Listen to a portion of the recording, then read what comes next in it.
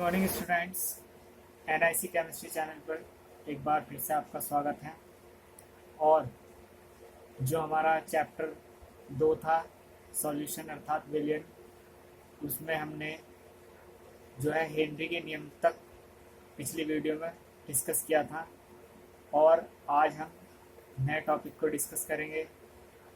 Discuss करने से पहले मैं एक बात बताना चाहूँगा कि अभी तक आपने यदि चैनल को सब्सक्राइब नहीं किया तो सब्सक्राइब कर लें, जिससे आपको नई वीडियो का नोटिफिकेशन मिल सके। बेल आइकन को भी प्रेस कर लें। तो आइए वीडियो स्टार्ट करते हैं। हम आज का टॉपिक है हमारा विलयनों के अणुसंख्यक गुणधर्म, अर्थात अणुओं की संख्या पर जो निर्भर करते हैं गुण, ऐसे गुणधर्मों के बारे में हम विलयनों के यहाँ पर डिस्कस करेंगे। तो देखते हैं विलयनों के अणुसंख्यक गुणधर्म कौन कौन से हैं। विलयनों के वे गुण यहाँ पर लिख देंगे आप, विलयनों के वे भौतिक गुण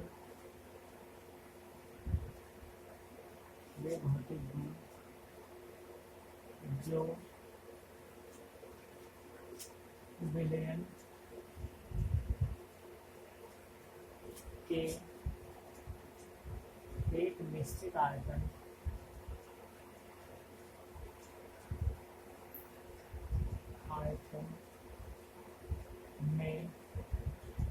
में उपस्थित विलय के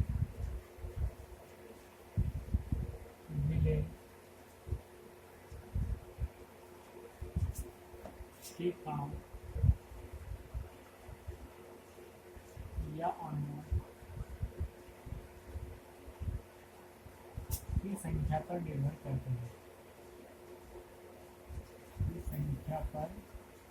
पर निर्भर करते हैं।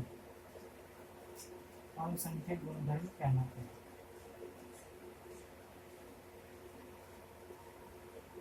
अणुसंख्यक गुणधर्म कहलाते हैं। जैसे विलयनों के वे भौतिक गुण जो विलयन के एक निश्चित आयतन में उपस्थित विलय के कणों या अणुओं की संख्या पर निर्भर करते हैं, अणुसंख्यक गुणधर्म कहलाते हैं।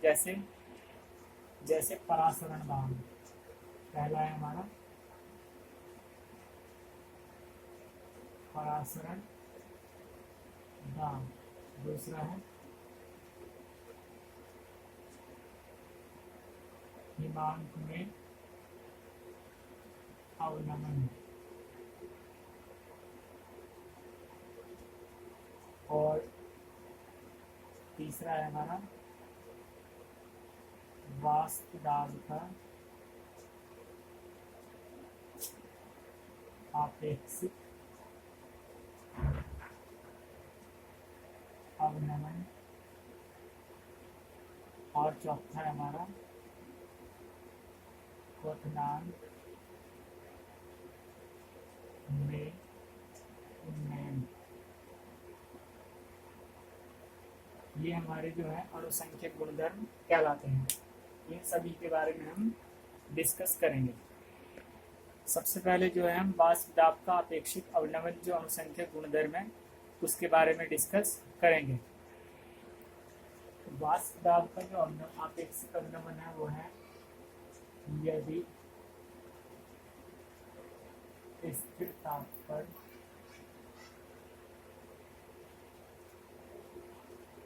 शुद्ध विलायक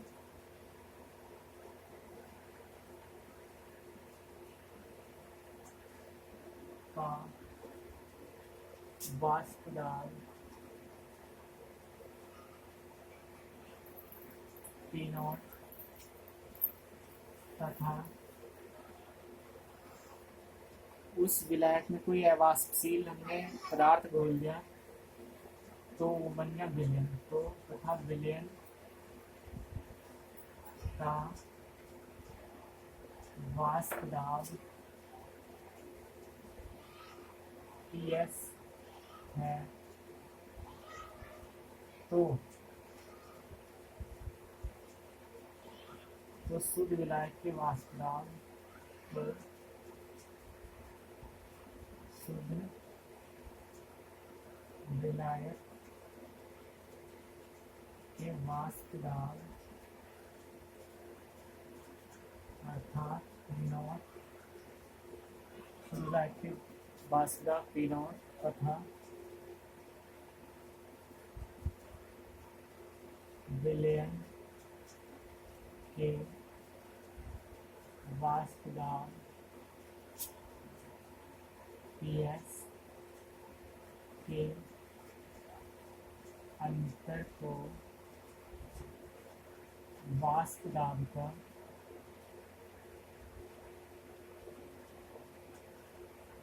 अवनमन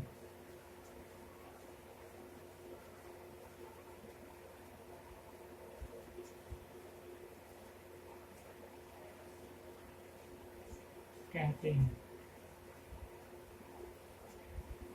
तथा वाष्पदाब का अवनमन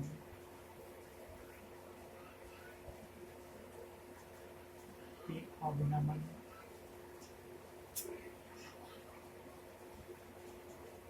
और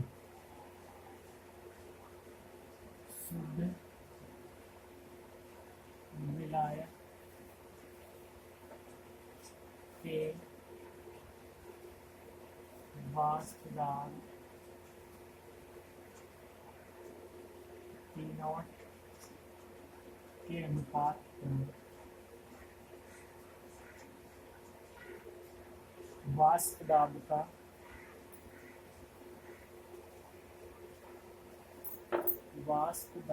का आपेक्षिक अवनमन कहते हैं।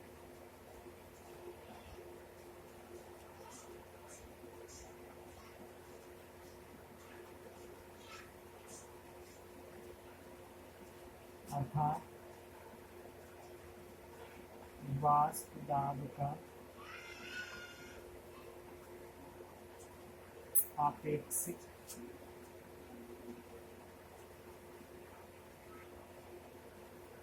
अवनमन बराबर P0 माइनस PS अथवा P। ये होता है वाष्पदाब का अपेक्षिक अवनमन।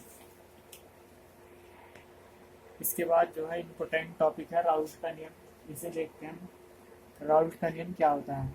राउल्ट नाम के वैज्ञानिक थे। उन्होंने बहुत से विलयनों का अध्ययन किया और उनके अवनमन, आपेक्षिक अवनमन और मोल प्रभाजों के संबंध में एक नियम प्रस्तुत किया जिसे हम राउल्ट का नियम कहते हैं। इस नियम के अनुसार वाष्पदाब का आपेक्षिक अवनमन वाष्पदाब का आपेक्षिक अवनमन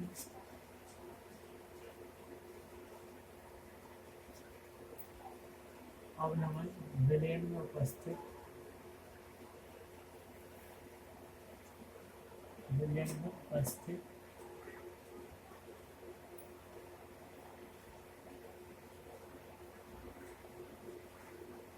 विलय के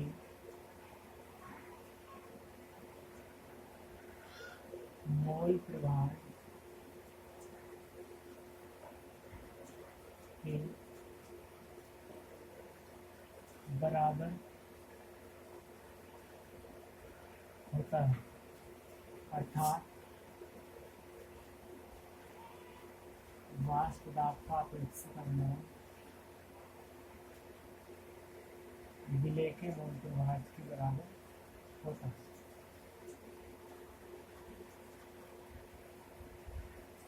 जहाँ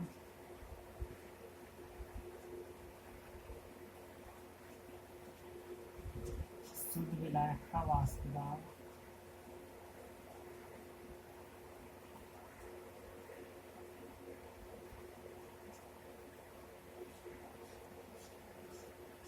यह है विलयन का वाष्पदाब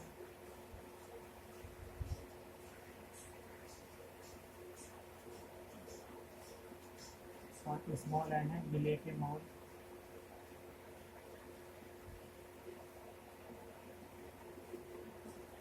विलय के मोलों की संख्या और कैपिटल एन है विलायक के मोलों की संख्या।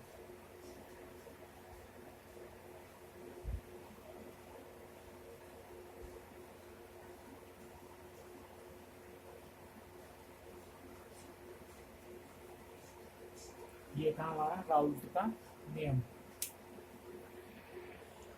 इसके बाद हम राउल्ट के नियम की स्थापना देखते हैं कि किस प्रकार से राउल्ट का नियम हम कर सकते हैं।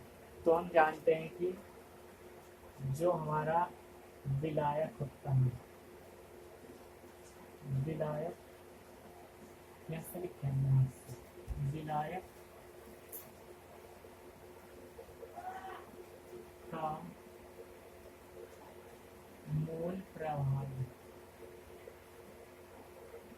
उसे लिखते हैं हम बराबर capital N upon small N plus capital N, जहाँ पे जो कैपिटल एन है वो विलायक के मोलों की संख्या है और स्मॉल एन जो है विलेय के मोलों की संख्या है। अब राउल्ट के नियम में हमने पढ़ा है कि जो हमारा विलायक का मोल प्रभाव होता है, विलायक का मोल प्रभाव विलयन के वाष्प दाब अर्थात पीएस के बराबर होता है। अर्थात जो विलायक का मोल प्रभाव है ये n upon n plus one वो पी एस के बराबर होगा, अर्थात P S is equal to n upon n। इसे हम लिख सकते हैं इस प्रकार से। यहाँ पे जो है पी एस जो है हमारा विलयन का वाष्प दाब है और n जो है विलायक के मोल है और स्मॉल n जो है विलेय के मोल है। तो यहाँ पे एक स्थिरांक हो रहा था, इसे ऐसे कर दो समानुपाती। तो जब समानुपाती का निशान हम लगाते हैं तो P S is equal to K N upon N plus N, जहाँ के समानुपाती नियतांक है और कैपिटल एन जो है विलायक के मोल है, विलायक के मोल, और स्मॉल एन जो है विलेय के मोल है, विलेय के मोल। इसके बाद यदि शुद्ध विलायक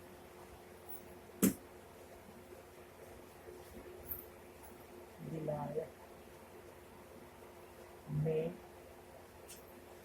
अवाष्पशील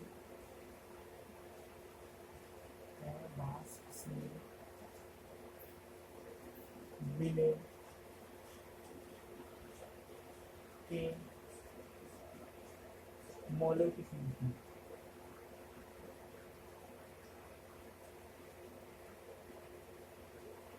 n बराबर 0, n बराबर 0 हो तो P0 बराबर PS होगा। यदि किसी शुद्ध विलायक में जो है हम अवाष्पशील पदार्थ को नहीं घोलते यानी कि उसके कण शून्य है, तो उस विलयन का जो शुद्ध विलायक का वाष्प दाब हो वही विलयन का होगा, दोनों बराबर होंगे क्योंकि इसमें कोई पदार्थ ही नहीं घोलना। तो n बराबर यहाँ शून्य रखेंगे तो विलायक का मोल प्रभाव क्या हो जाएगा, विलायक का मोल प्रभाव। इस वाले समीकरण में देखते हैं n और इस n के लिए क्या होगा 0 और प्लस n, तो आ जाएगा 1, अर्थात विलायक का मोल प्रभाव बराबर 1। विलायक का मोल प्रभाव कितना आ जाएगा, 1 आ जाएगा। इसके बाद जो विलायक का मोल प्रवाह 1 आया है, अर्थात इसे समीकरण 1 लिख लेंगे। समीकरण 1 में n/n+1 का n+n का मान रखने पर तो क्या हो जाएगा, PS equal to K multiply 1, तो PS इक्वल टू K, इसे मान लेंगे इक्वेशन 2। ये समीकरण हमारी 2 है और ये समीकरण 1 है। अब हमने यहाँ पे ऊपर लिखा है कि P0 इक्वल टू PS होगा, तो यहाँ पे क्या लिख सकते हैं हम, P नॉट, इस नॉट को ऊपर लाऊंगा, P not equal to PS, ये तो होगा। इसे समीकरण 3 लिखना।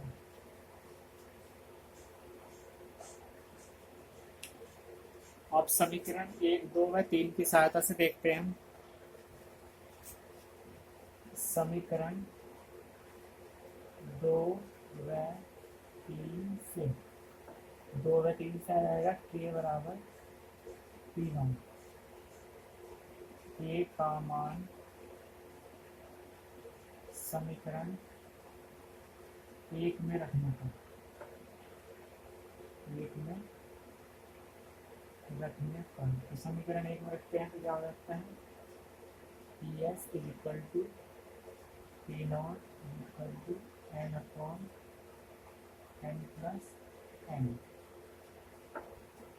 यह आ जाएगा, फिर हो जाएगा PS upon P not equal to n/n+n, यहाँ तक कर सकते हैं हम इसे।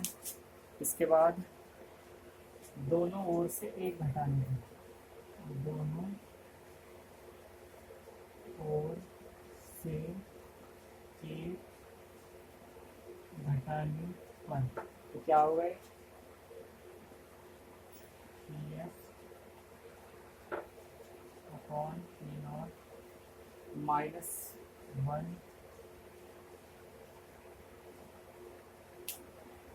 दोनों ओर से एक घटाने,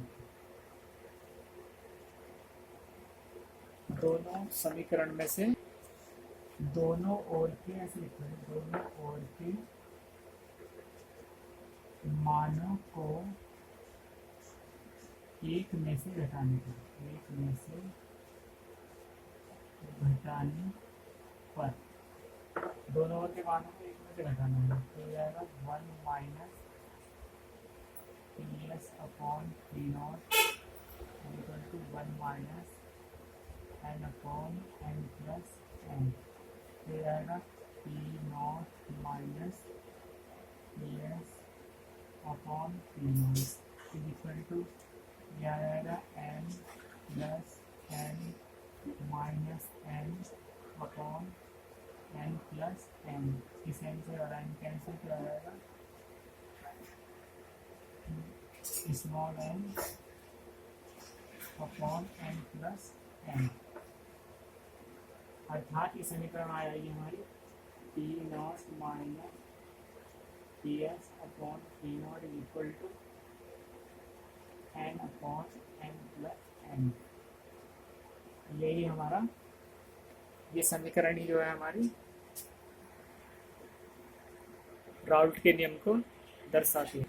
देख लेंगे समीकरण है हमारी लास्ट की, P not minus PS upon P not is equal to n/n, इस प्रकार से राउल्ट के नियम का निगमन था। इसके बाद देखते हैं हम राउल्ट के नियम की सीमाएं। ये जो है राउल्ट के नियम कुछ लिमिट में यही कार्य करता है, इसकी लिमिटेशन क्या है, नंबर 1 है, यह नियम केवल तनु विलयनों पर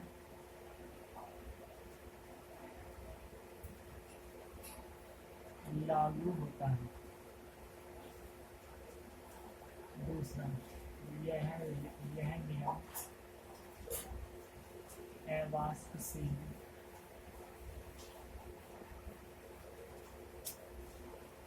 विलय पदार्थों के विलयनों पर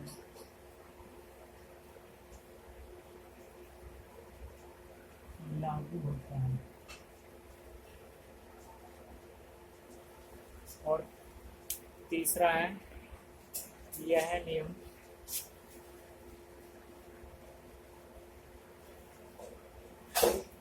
विद्युत अपघटनों के विलयनों पर लागू नहीं होता। अर्थात जो विद्युत के अपघट्य होते हैं जैसे नमक है, NaCl है, KCl है, उनके विलयनों पर लागू नहीं होता। नंबर 4, यह विलयन स्थिर ताप पर लागू होता है। स्थिर ताप पर लागू होता है। नंबर 5 है यह विलयन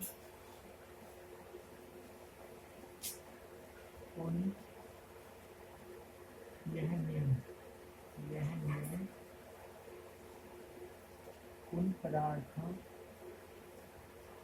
के विलयनों पर लागू नहीं होता जो विलयन में संगुणित हो जाते हैं।